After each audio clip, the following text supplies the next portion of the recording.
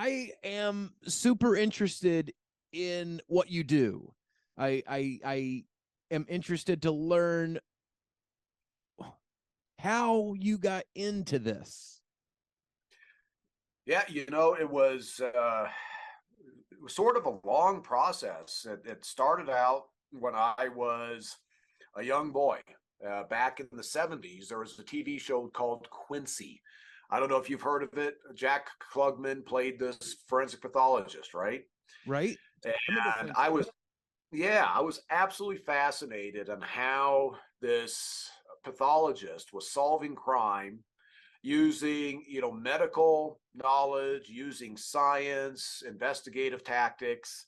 And so I really kind of was hooked on that show. And then as I, got And into college.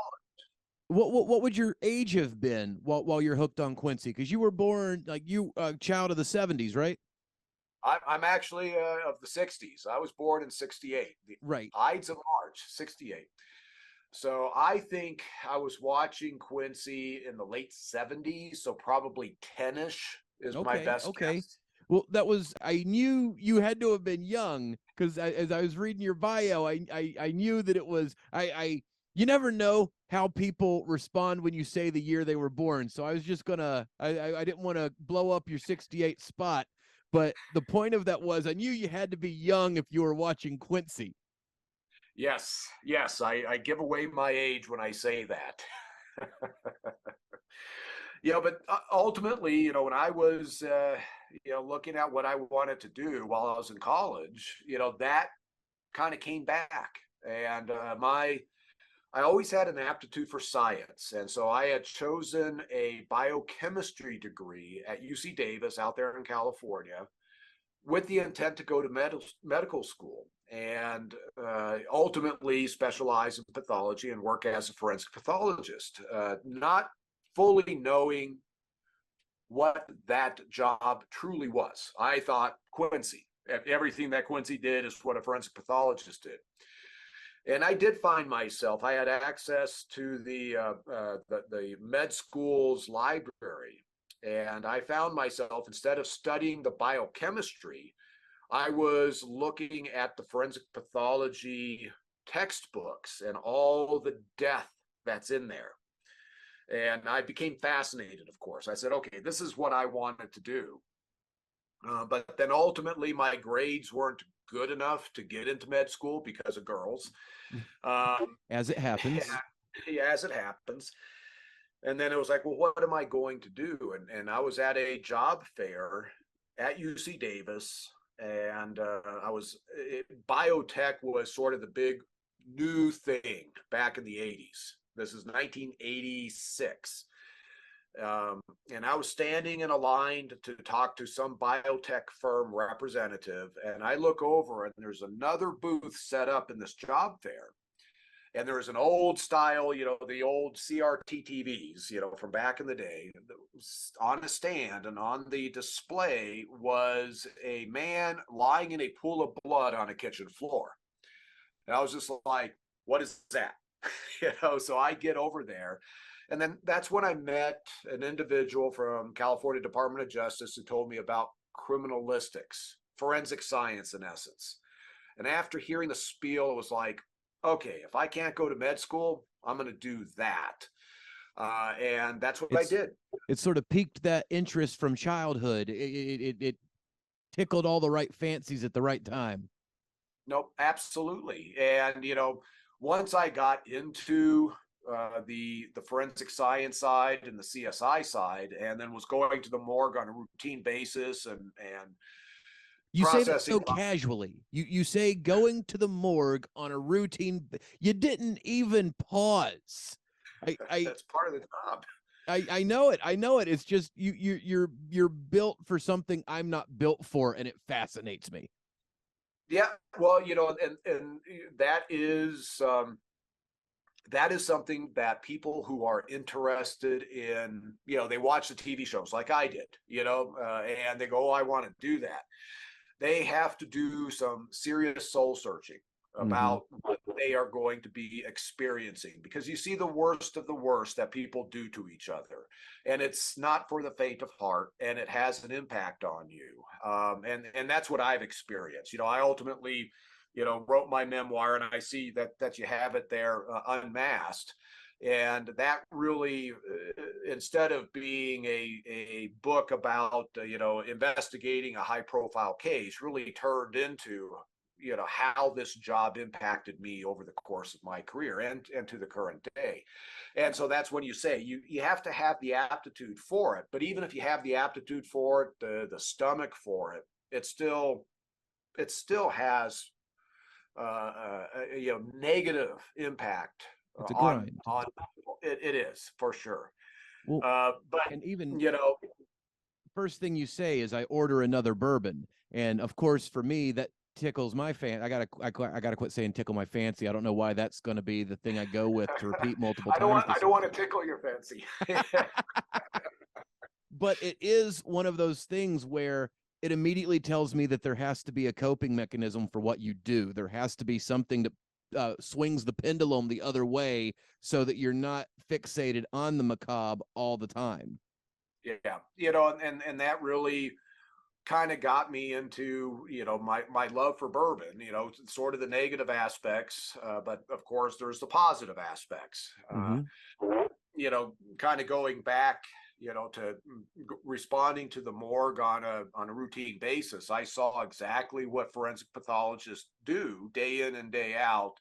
And I was like, oh, thank God I didn't pursue that as a career. So it's man, and you're dealing with this in a time frame like the science behind what you've done or what you've been doing, it's been evolving as you go. Like you have been on the ground floor of a lot of DNA research as it pertains to how it's applied to criminal justice and forensics and everything in between, right? I mean, you didn't have 100 years of research, not research, but you didn't have 100 years of experience writing the book for what you were doing. You were kind of in the field, learning and building what other folks are now probably using at the beginning. I did enter, when I started my career, and became a sworn forensic scientist, a deputy sheriff criminal. So I had to go to the police academy, and this was a very unusual thing out in California at the time.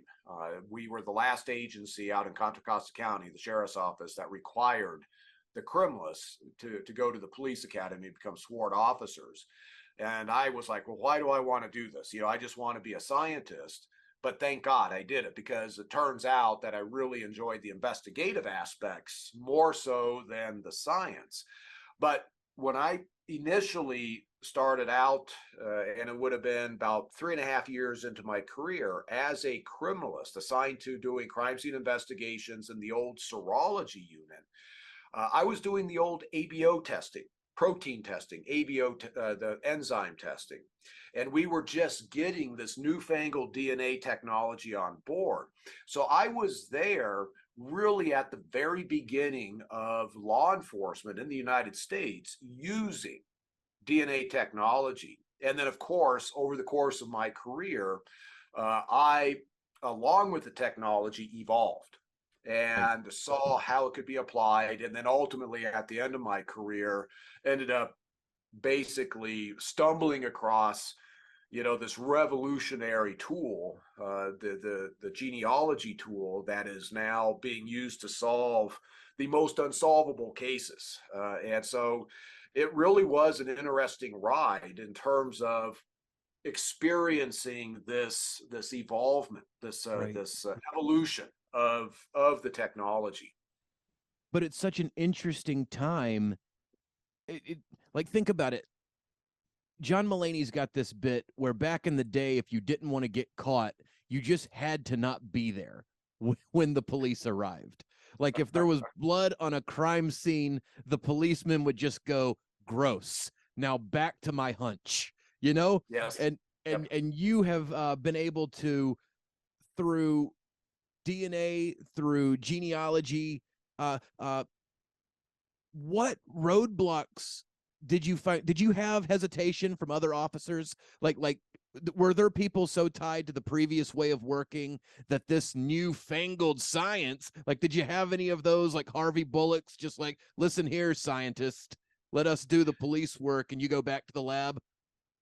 Well, over the course of the decades, of course, I experienced interacting with many investigators that really kind of looked sideways at technologies and tools that they didn't truly understand, most notably behavioral science, Right. evaluating, aspects of the offender based on the behaviors he's exhibiting out at the crime scene and his interactions with the victims.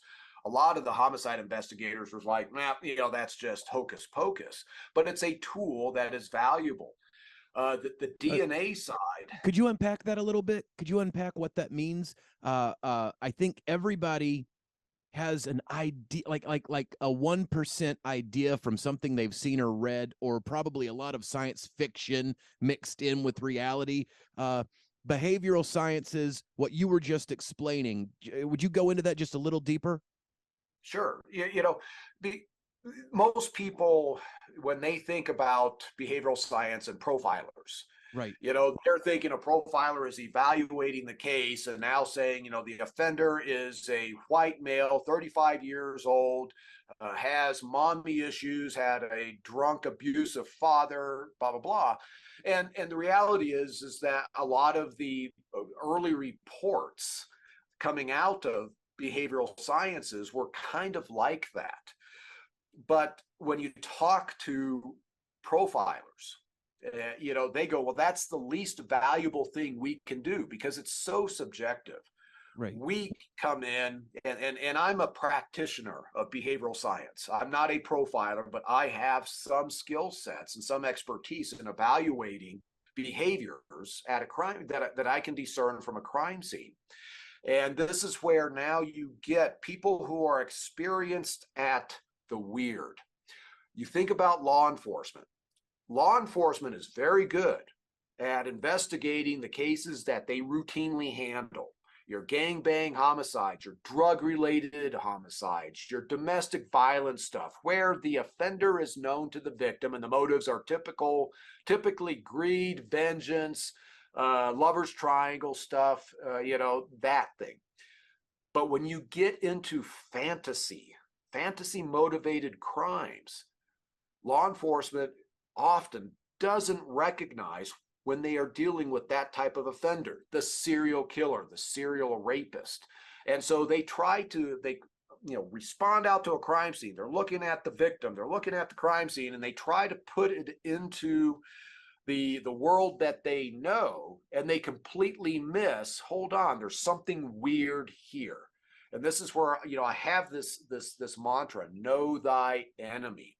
And this is where now I've taken the time, and you're going to go, my God, Paul, this is just off the charts, but I've taken the time to understand the various paraphilias, the various sexual abnormalities that these offenders fantasize about and want to live out. So when I see something weird, I step back and go, okay, this is not normal. What type of offender would be doing this?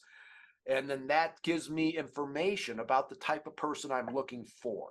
That's so interesting. So you're stepping into their world where previously people would be trying to take that crime and make it fit into their world. What does this relate to what I've been doing, where you're able to go, okay, what was he into that led to this? This end result came from A, B, and C. What were his A, B, and C's to get there? Yeah, and to give you an example, I have a case from the early '90s, and I use this to train. I before I retired, I would train law enforcement investigators on I called it the introduction and recognition of the serial predator, and this is one of those cases. in which a sex worker goes missing. She's found deposited behind a motel the next day, laying face down. She's nude from the waist down. She's been strangled with a belt. And she has 8 bras on. Stabbed in the back 25 times, but none of the stab wounds go deeper than an inch. Original investigators go, this is a dope rip. This is what the sex workers were doing. They basically were ripping the johns off, saying, give me that $20, and then not providing the service because they want to go buy a baggie of dope. And that is that's the perfect example of them taking it and applying it to what they see every day. So now you look at it. What they know. Yes, absolutely. And I'm looking at it going, okay, here you have, I was looking at these 8 bras, and sometimes sex workers will put multiple layers on to kind of change their figure. Accentuate. But that's not what was going on here. This was something that the offender had put on her. And then all those stab wounds to her back, all those superficial stab wounds, which were occurring while she was alive. This is a sadist at work. This is somebody who enjoys inflicting pain and experiencing the victim writhe and scream and everything else. But it's also called pickerism, where the offender is using the knife as penile substitution and actually gets sexual gratification of stabbing over and over. Yeah, exactly. And I'm going, this is a serial predator. This is not a dope rip, and so that is an example of how law enforcement early on just doesn't recognize what's going on. But if you have the training and the experience and the behavioral side and understand the weird, now you go, okay, I know the type of person that is committing this crime. See, it's so funny. From my background in stand-up comedy, the first thing my brain goes to is there's some dude, he's never been good at getting the bra off a girl. One day he eventually just snaps. He puts like 8 of them on her. She keeps laughing every time he can't get a bra off, so he puts 8 more on her. And then the next thing you know, everyone's crying and the police are there. See, we're all screwed up in our own ways. Yeah, did you ever have any problems getting a bra off? Is that what? We're talking about people putting themselves into the scenario in their world. My form of assimilation is I look for the joke in something that makes me uncomfortable. What you just said is one of those things that, like, I can only imagine the toll it takes on you to put yourself into somebody's brain that finds the pickerism.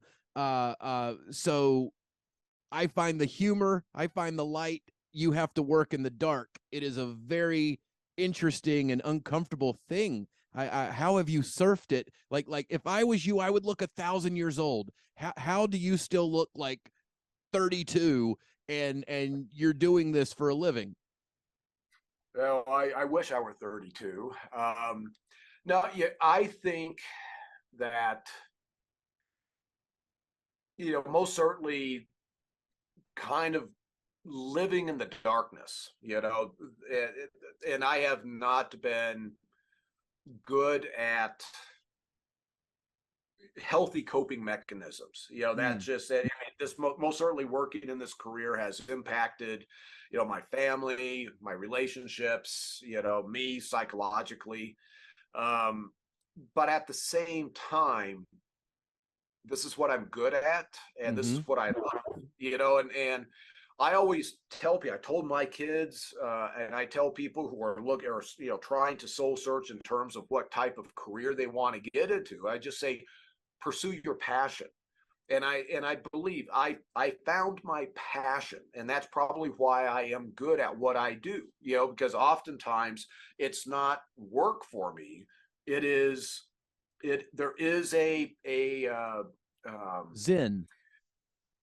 Yeah, exactly. If I'm given a case file, I tunnel vision on that case file, and there's a certain level of euphoria as I'm learning all the details about the case. And I experience more pleasure out of first learning about some of these cases, the details of these cases, than reading a novel. So that's where it's like, yes, I'm doing what I was born to do. It's going to sound odd, but it's almost like surfing. When you're out there and there's just that moment where you have to be completely at one with everything around you. And in that moment, you're completely present. It sounds like that's what you're talking about. It's something that you're good at. It's something you can submerge yourself in. And in the moments that you're completely submerged and moving forward in what you're trying to accomplish, you're just at peace. Yeah, I've never surfed, but I would equate. I went out on a branch right there, California. I just thought maybe common ground right there. Sometimes I'm off base. Northern California, the waters were way too cold for me to go out there in. So no, but when I go out, let's say I go out to a crime scene, and even on a cold case crime scene, that's when I get that, what sounds like that surfing zen. I am now in that environment, and I'm putting myself back in time on a cold case, and I do feel an energy while I'm there. And and then I'm at kind of the weird side. It's like, I was out at Blue Rock Springs, which was the second Zodiac attack location out there in Vallejo. And I was out there interviewing one of the original responders to that homicide. And I'm looking at these massive eucalyptus trees. And these trees were most certainly there at the time of the homicide. And it was like, those trees know who the Zodiac is. It was like, just tell me, tell me who this guy is, right? It's almost that weird thing of, I am now in the very space of Zodiac or Golden State Killer, all these other offenders I've gone after. I am standing exactly where they were at. It's just that we're separated by time.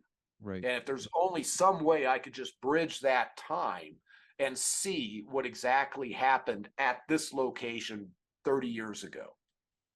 And I'd be remiss if I didn't bring up the Golden State Killer. He was that was a cold case, wasn't it? Like he hadn't operated since 86.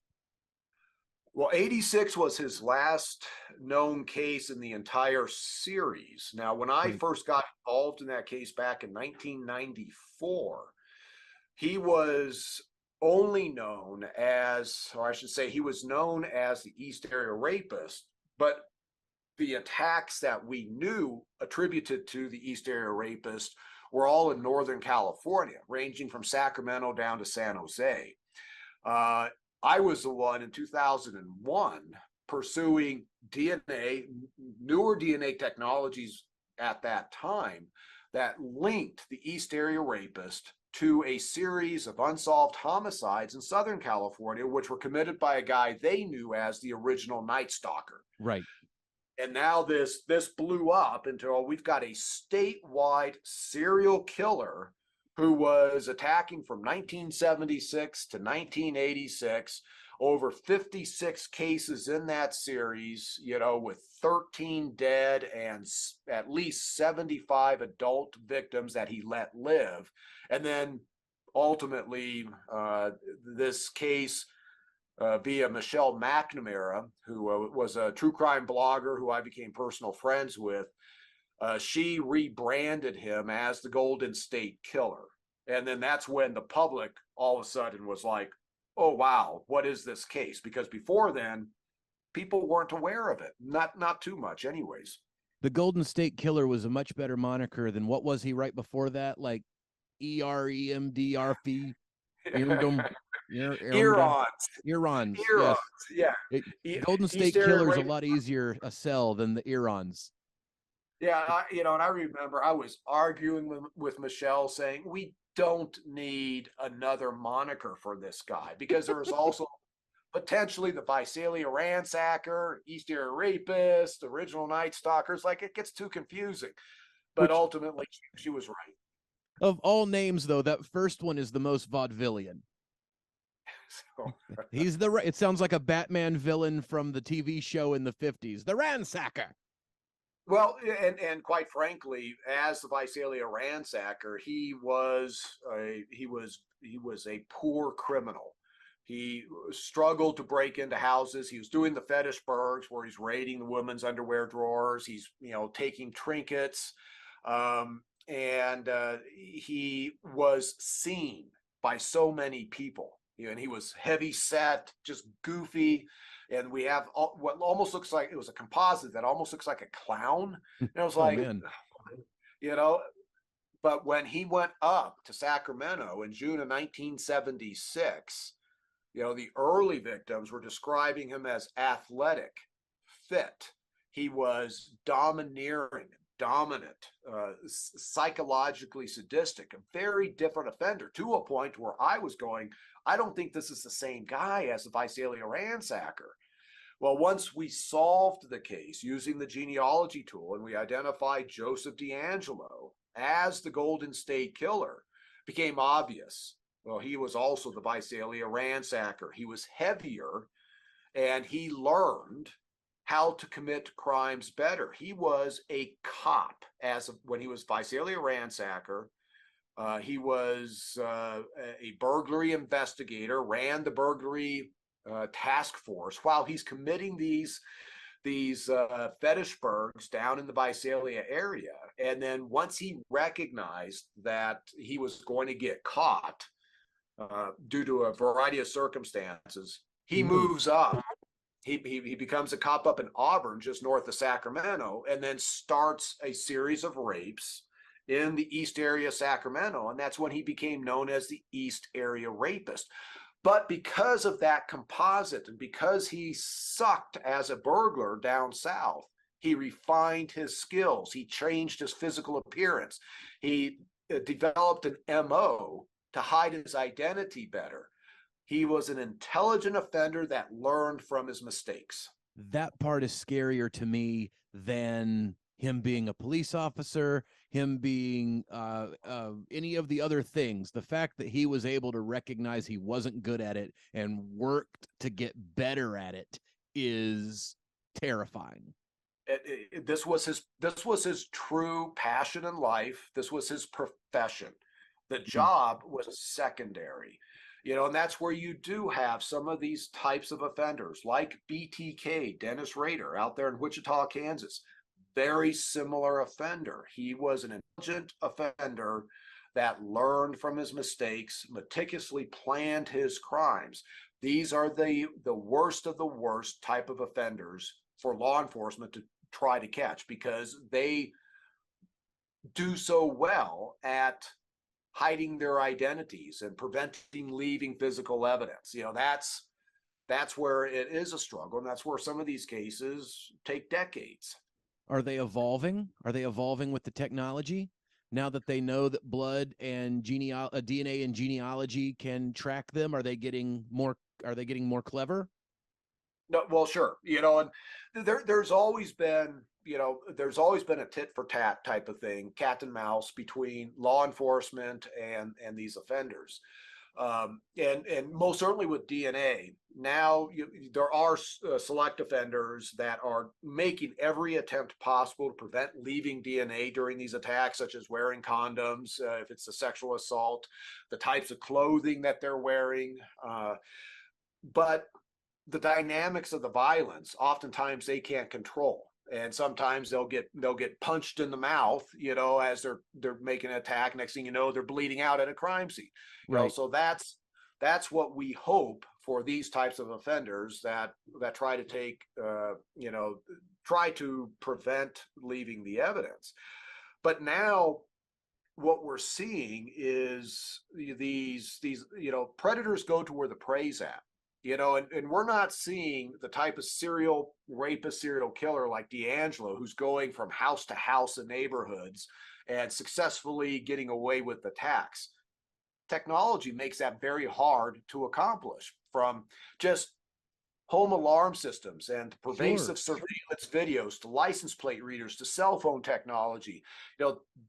people who try to do those types of crimes may get away with 1, 2, 3, but they will eventually be caught.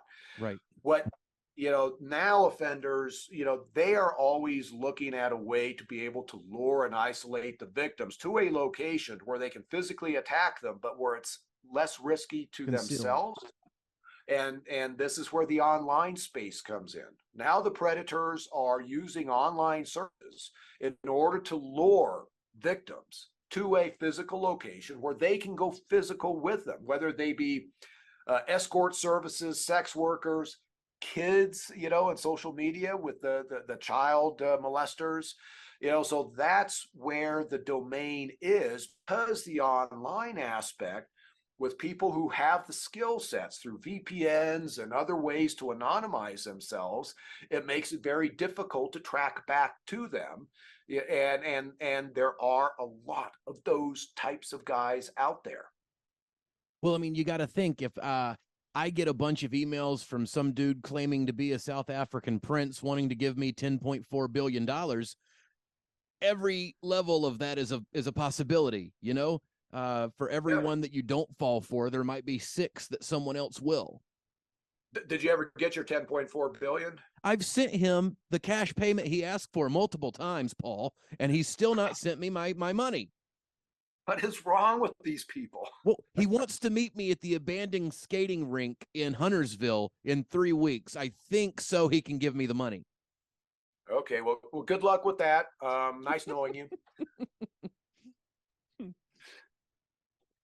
So when you are with Golden State, you got involved after he had already. How does a person like that, I don't want to say retire, was he still active at all, or was he completely inactive at that point?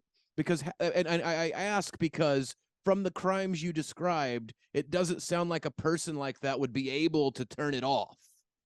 Right. So the last known attack that D'Angelo, as a Golden State Killer, that he did was in that 1986 timeframe. And we have not been able to find any other cases that we can attribute to him conclusively since. And there have been some cases that I've been asked to evaluate. There's one case I was like, ooh, this could be. But to this day, it hasn't been able to be linked to him. In 1986, D'Angelo was 41 years old. So he is now, from a serial predator age, he's now getting long in the tooth. And he was a very physical type of predator. I mean, he's prowling at night, jumping fences, sometimes being chased by law enforcement. It's a young man's game. In the type of case that he's doing, it absolutely is. And we know that as men age, they're just serial predators, just like a typical male is going to have hormonal changes. Some of the inner drive to attack these sexually motivated crimes, that drive is likely going to lessen, though there are examples of much older offenders continuing to attack. But I do believe that D'Angelo stopped, and there's plenty of examples now, as other notorious serial killer cases have been solved. We're seeing where these guys have stopped. Gary Ridgway, the Green River Killer, he killed 48 women in 2 years up there in Seattle area. He stopped. And when he was interviewed, well, why did you stop? He said, well, I got married. He had a life change. Dennis Rader, who I brought up before, he meticulous planner. And when he was interviewed about stopping, he said, my last case, I went into a house, I had planned it. I knew there would only be a woman in there, and I was wrong. There was a man in there. I think it was her brother or something like that. He got into a physical fight with this man inside the house. He was able to, accomplish the attack, but then he left going, I could have been hurt. I could have been caught. I could have been killed. I'm getting older. I'm done. And he literally shut it off at that point. Now, this does not mean that they stop fantasizing. Right. But they're now going, self-preservation kicks in. And it's like, okay, I am now retired in all likelihood, from being physical, doing the physical act, I will continue to relive the crimes. But every now and then, because I think D'Angelo actually stopped in 1981. He was retired in 81. And then in 86, he does one more attack. He Jordaned. He basically, and I think, his last attack, 19-year-old Janelle Cruz, beautiful young girl. And I think he saw her and he just couldn't help himself, but number one, many of his attacks were with men present inside the house. That was part of his MO, his signature, that he enjoyed dominating the males during these attacks. It's notable that his very last attack, 5 years after his second last attack, there's no man in the house, and this is where self-preservation is kicking in, because he's doubting himself. Well, the previous attack, he got into a fight with 6'3" Gregory Sanchez, and possibly thought he could have lost that fight. So that's Right. why I think we have that 5-year gap between the second to the last attack. He's like, I'm done after leaving that 1981 case, but then he unretired for the one that he did on Janelle Cruz. There is something so like it boggles my mind that these guys are able to compartmentalize this as if it were playing golf, or as if it were something like in their brain, oh, I'm getting too old for it. Like they don't see, or I guess is that a question? Do they see it as this in their brains? Do they see this as a horrific thing that they're doing, or do they see it as like, hey, I like this, I'm going to do this, I'm getting too old for it, maybe I'll try bowling instead? It depends on the individual, and I'll use this term. It depends on how the individual self-identifies. So Dennis Rader, BTK, when he was arrested, he was married with kids. He was president of his church. He was active in his son's Boy Scouts. From all counts, he was like this perfect husband, perfect father figure, right? But when he was interviewed, he was going, that was all a facade. I'm BTK. That's really who I am. So in essence, he just kind of married and had kids to kind of throw off society while he lived the life he wanted to live, which was going out and killing women, kids, families, etc.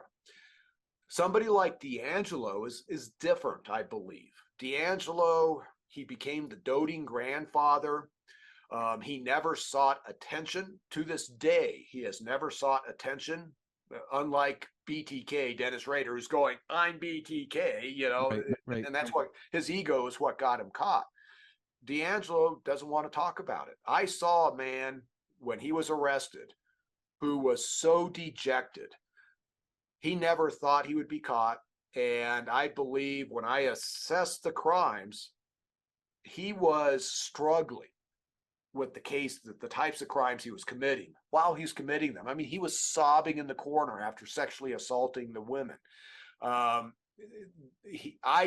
I think he was an offender that had an inner compulsion that every now and then, he ended up acting out on, and he was the best of him. He was fighting it, and eventually, as he got older, that compulsion and the desire for self-preservation, the compulsion lessened, and the desire for self-preservation kicked in, and that's how he was able to stop. And he was truly living a life as Joe D'Angelo, the truck mechanic who would go out fishing. He's got 3 daughters, he's got a grandchild, and he's just living that life.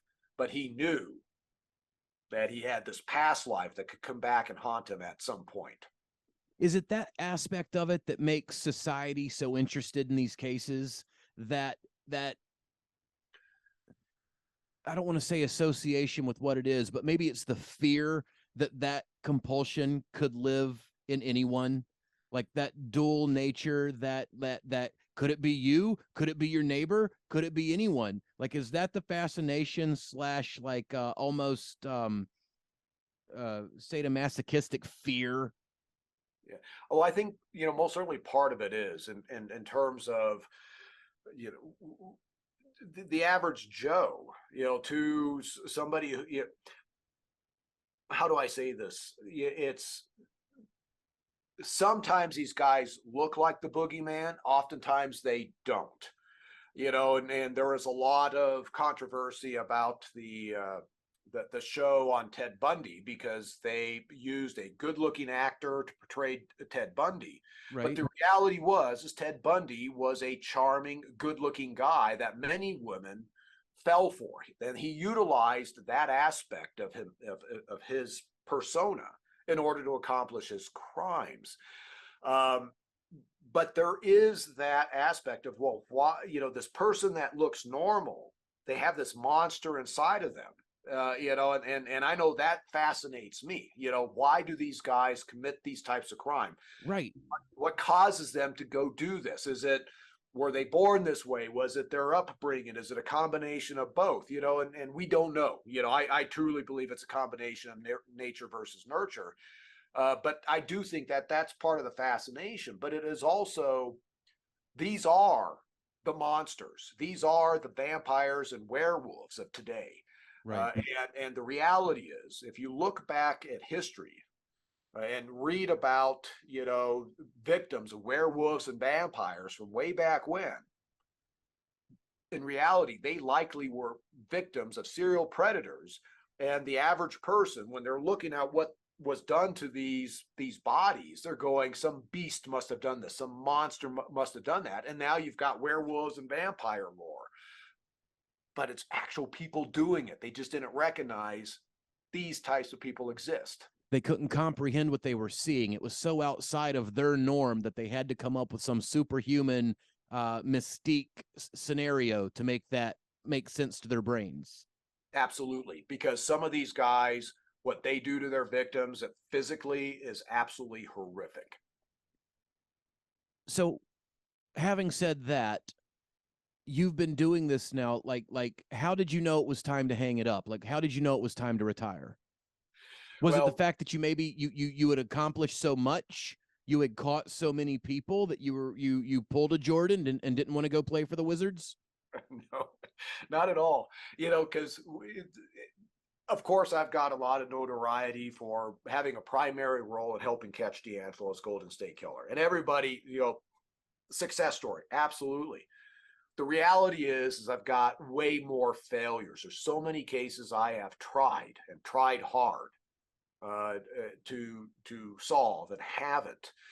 So when I look at my career, it's not a Jordan career. Even with the Golden State Killer, it's, yeah, I'm proud of what was accomplished, but that's not what I dwell upon. I dwell upon, I've got a binder here on Cassette Ellison, a 1970 victim, which I failed to solve, and it haunts me to this day.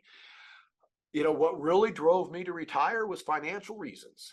This is just part of the pension system that I was in. And it was like, at a certain point, I started out young at age 22. I put 27 and a half years in. So at age 50, I pretty much, if I continued to work, I would be losing money month to month.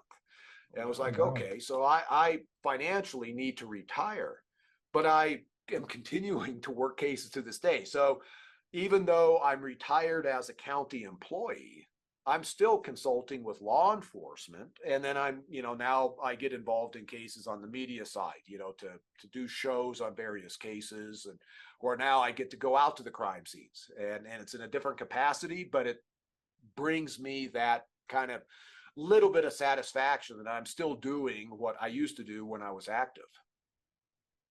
Okay. So, and I would imagine it's like you're a pretty busy guy.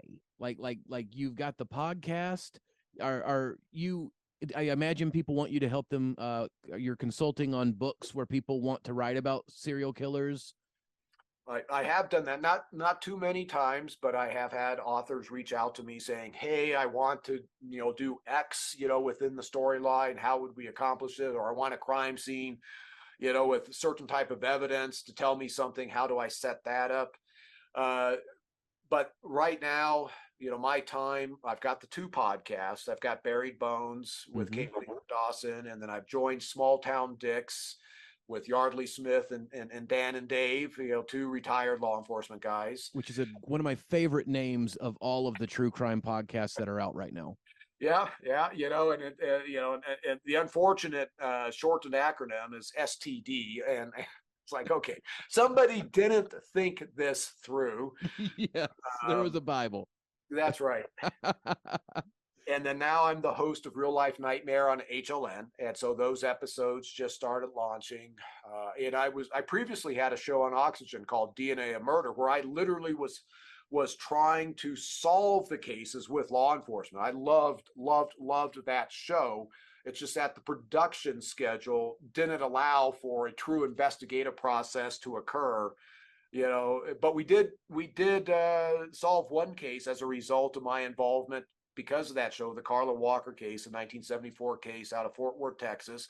And that's the case that I opened the book with, that I discuss. And I hadn't thought about that, but of course that makes sense because they want to wrap it up in 16 weeks where you may need like a year and a half or 5. Or 24, like in the Golden State Killer case. Right. Do you ever sit back and watch something and are you able to enjoy thrillers? Are you able to enjoy crime dramas, or do you like for example, when I watch a movie where they try to talk about comedy, I pick it apart because trying to stage a writer writing an actor doing comedy never works. It never. Look at Punchline with Tom Hanks is a great example of that. Like, it's just never real to somebody that does it. So when you're watching a thing, do you go, well, that's not right? The blood would obviously stipple to the left. Yeah, well, there is that for sure. I am able to, when I could watch movies and shows, I can separate out from the kind of being having the critical eye and just enjoy the show for what it is. The problem that I've run into, and it started, literally probably after Michelle passed, and then I got so focused on Golden State Killer, Michelle McNamara, I can't get myself to read a novel. It's hard for me to sit down and watch a movie, and that's something where I'm just now trying to get to where I can start enjoying some of those little things in life again. And which makes sense. Yeah, and I'm starting to, I still am not reading any books, but I've sat down with some movies, I've made it through some movies, and it's like, okay, baby steps here. And I just think that that's also just part of the side effect of the career. And I was so focused. I was devastated by Michelle's loss. She passed away in her sleep, just suddenly. And then and then just being so emotionally drained, pursuing Golden State Killer as well as some of these other cases at the end of my career is just like, God, I can't consume anything that's not part of what my focus is. I get that. I completely get that. As you've consumed over the years, I know we jokingly mentioned bourbon earlier, but there has to be something. There has to be some form of release, right? Like when you were first getting started, how did you? Because now I imagine the longer you go, the more you learn yourself and you learn how to balance yourself. But in the beginning, youth, it's an all consumption part of your life. How did you get to a point where you knew you had to balance it, or did it eat you alive for a little bit? It's more of something that snuck up on me. And this was something I didn't realize was happening to me in terms of, the kind of this cumulative trauma. And it really was that Carla Walker case where, it's a case the type of case that I've worked many times, and here on camera, I'm having to give an update to Carla's family in terms of where I was at, and I'm breaking down. I literally am like choking up on camera while I'm talking to her brother and sister. And I, after finishing up and saying my goodbyes to them, I go out to the Jeep that had been rented for me out in front of the house there in Texas. And I literally just started sobbing. And I was like, what is going on? So I ended up going to a therapist. I live here in Colorado Springs, and out here, special forces, Army, you have some guys that have experienced some shit, Yeah, and, yeah. they, so this therapist had a lot of experience, and then I was explaining, my career and what I did, and she was going, okay, I see what's going on here. Every time you're working these cases, every time you go out and see another woman butchered, or you see a kid that's been killed, or review a case, and then looking at autopsy and crime scene photos, that's a little nick, right? And that one nick isn't anything, you just kind of bury it. It's like, oh, it kind of hurts, but it's just like a paper cut. You forget about it. But once you've done it for 30 years, all those nicks, I was bleeding out. And that's how she explained it. And so It's like that's Chinese water torture.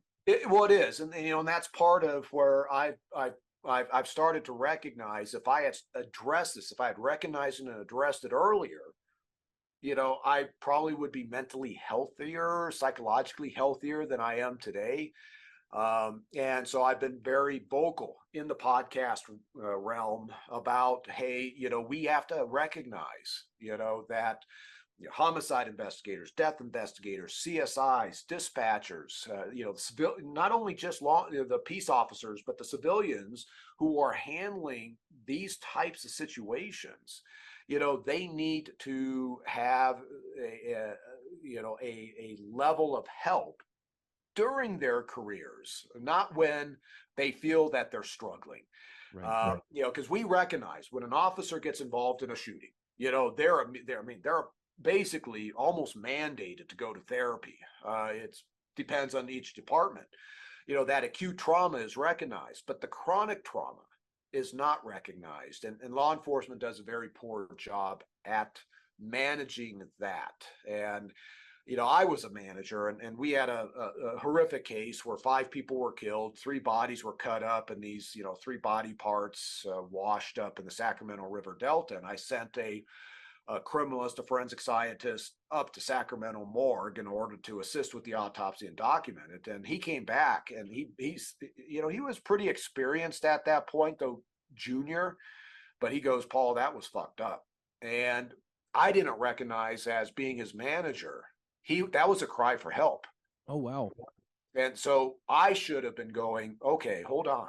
Let's talk about this. Let's see if we can get you talking to somebody, so you can at least, release what you were experiencing. Out. Absolutely. Yeah. It's interesting. My cousin was CSI Tampa for a little bit. Oh. And that's exactly what he said. You get to a point where it's you don't want to go to work, like you just can't, you're full, you can't take anymore, and in that heat, he said he thought his experience might have been a little expedited because you don't find anybody on the first day, and Florida is a very hot climate. Hot, humid, a lot of insects. Yep, I know exactly what he would have been experiencing. So, and we only saw it at Thanksgiving, so I could only imagine, to your point, the daily ramifications of that, because even at Thanksgiving, you could tell it was weighing on him. Well, this is something where, and in some ways, I thought this might be, TMI in the book, because, a lot of the cases that I focused in on, purposefully, involved women victims, serial predators, male serial predators attacking women. And of course, I went out to many cases in which women were victims. And, both seeing, them out at a crime scene, as well as, watching these women being autopsied, those visual images creep in at the most inopportune times. Can only imagine. And that really screws you up in terms of your relationships. And also, it's that it really becomes like the dreams. Mm. You know, I have horrifically graphic dreams, but they're not nightmares. I'll wake up and go, wow, that wasn't cool, but it's not like a typical nightmare where your like heart is racing and everything else. Whereas I think if the average person were to visualize what I just visualized in a dream, that would probably carry with them for weeks, if not the rest of their life. So how do you handle that? You mentioned therapy, but on a daily basis, you have that nightmare. Do you, okay, not real, move on? Do you try to figure out why? Like, are there triggers? Like, okay, this happened to me yesterday. Maybe that seeped into tonight. Because I'm very interested when anything happens out of the ordinary. I like to try and figure out where it came from, almost to a fault. So what you're describing would I would not be able to just wake up and keep going. I'd have to try and figure it out. Well, I think because when I wake up and I've had a graphic dream, it is okay. What from my past is being pulled in at this moment, and why is it being pulled in now? And sometimes I can figure out what in my past. I like the last graphic dream I had was a dismemberment dream, and I'm at the morgue and I'm have all these body parts. But the weird thing was that these body parts, as I picked them up, whether they just be a part of a leg or part of a torso, they are all pulsing, which was really weird. Oh wow, Right. yeah. And then when I woke up, I was like, God, and then that one case, with the three bodies that were dismembered, I was going, okay, maybe that's the case that kind of bubbled to the surface, but why did it come now? And I couldn't tell you.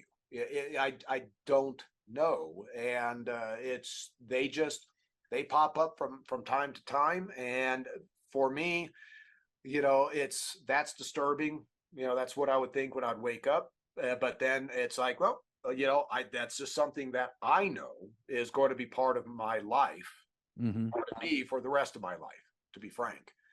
Well, at least you know that, though. At least you can not plan for it, but at least you can be aware of its being in your vicinity, so that when it does occur, it doesn't completely freak you out like the first time every time. At least you can build up kind of a plan of action when that occurs. Yes. I love how vocal you are about that too. I love that you're not like people are not great at talking and discussing things that make them uncomfortable or for fear of societal whatever. I think it's very healthy the way you talk about it and the way you interact with it. Well, that really was, the evolution of, when I sat down to write the book, it was going to be this deep dive into the Golden State Killer investigation. Because, I started writing it shortly after D'Angelo was caught. I saw how the public really glommed onto it. And I was like, oh, you guys have no idea. I will let you know what this was all about.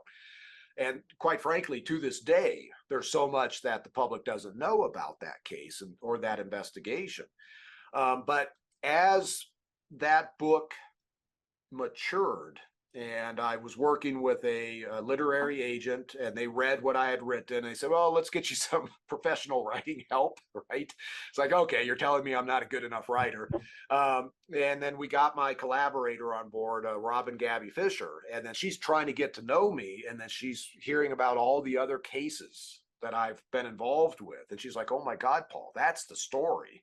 Golden State Killer, of course, is huge, but you've been involved in Lacey Peterson, J.C. Dugard, Zodiac, all this other stuff. Let's write about that. And then as we were finishing the manuscript, the publisher is reading it going, well, Paul, the readers are going to want to know more about you. We need more Paul in there. That's the most interesting part. Everything we've talked about so far, Golden State, he's great. But he's a character in your story in my mind. The interesting part of your involvement in the podcast, your book, your involvement in the show is, I think there's a very human part of you that's easy to connect with when it comes to how do you do this. Like, I think that's the interesting part of the whole story is Quincy, you know? Yeah, well, and that's, and that's good to hear from you, and that's been the response from other readers, because I was resistant. I'm very private. I've never talked about my personal life publicly before the book came out. Very few people knew anything about me outside of, the Golden Your State circle. Killer aspect. Oh, And right. so when I was being asked to, you know, really kind of open up, I was resistant. But then eventually I started to get a sense that, okay, this is important. And when we finished the manuscript, I still was like, I was nervous.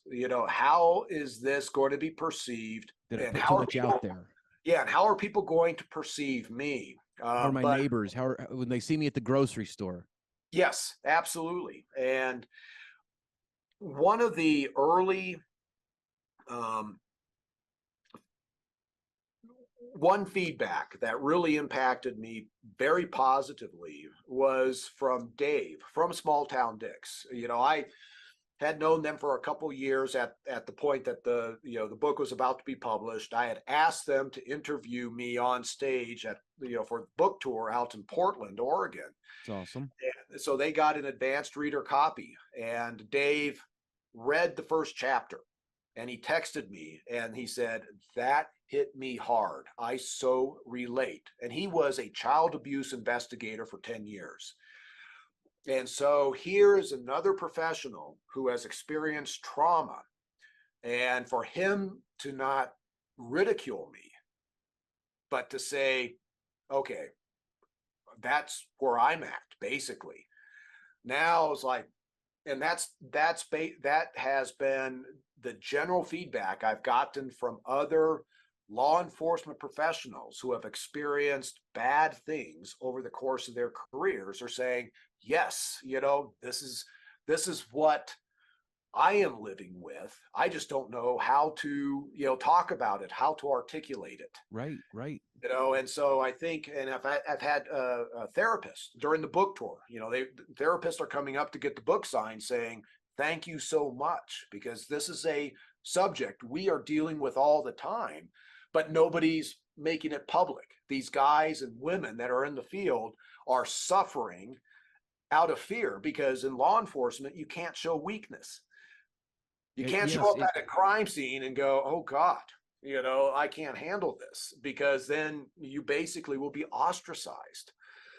Well, it's such a bravado. In order to solve a crime, you have to like that perception that there's a bravado attached to solving a crime. That if you let the crime in, you will somehow be ineffective in your duties. Yep. And you're proving that that's not the case, that you can still be good at what you do and not let it drive you crazy. Well, and that really became the message of the book. Instead of being the deep dive into Golden State Killer, a deep dive into all these other cases, it became, this is what this profession has impacted me. And now, for me, the primary message when I talk, like I keep bringing up, this is a tough profession. For those that are interested in it because they're watching TV shows, it's a very rewarding profession, but know what you're getting into. I mean, it will impact your life for the rest of your life. Well, I think it's a beautiful message, and I do think that's the interesting part of the book. It's a weird society that we live in, that the fact that the crimes are now so rampant that nobody is surprised by the gore, which I think is a whole nother topic that we can maybe cover another time. But the fact that you focused you went so introspective on how it did affect you, that kind of humanized what you were going through and allowed people to kind of take what you were doing, learn from it, but also the story was you. I thought. I thought that the trials and tribulations of somebody investigating Garden State was the story. Well, and that's, and this is the type of feedback that gives me sort of that courage to be able to talk so openly about, all these kind of almost embarrassing and negative things about, who I really am as a person. And it's something that, the fact that people have accepted, now that I've exposed myself in a way that still accept me, is reward in and of itself. Well, how could it not be? You're a very interesting individual. I was very much looking forward to talking to you today. This is a wonderful story. The book as well, Unmasked, Paul Holes. It's been a pleasure talking with you. I'd love to talk to you again. I'd love to do a deeper dive into some of the things we've discussed. I feel like we just really skim the surface of a lot of things, because honestly, you've been doing it for so long. There's a lot of things to cover. Like there's a lot to cram into an hour. So I'd love Sure. to have you back some other time and we can go into some more detail on some other things. And then tit for tat, you're going to have to give me a recommendation on the next bourbon I should be sipping while we talk. I love the idea. I love the idea. It was Elijah Craig this time. Next time I'll send you some goodness that I had in store for today, but then you came out of the park swinging with the Elijah Craig. So I next time I've already got you ready to go. Awesome. Well, thanks a ton, Jesse. Great talking to you, Paul. Nice talking to you. Thank you. Cheers.